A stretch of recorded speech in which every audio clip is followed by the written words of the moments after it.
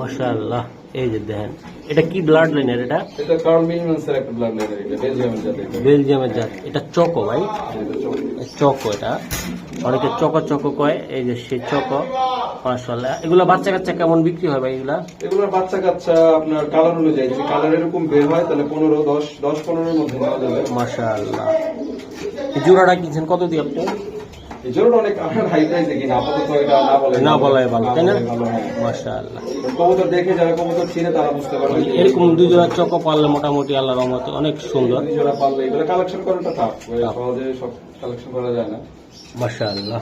এই যে দেখ রনি ভাই, এই যে এগুলা এটা কি জাতের এগুলা? এগুলোর বাচ্চা কাচ্চা এইগুলা। কোনগুলা?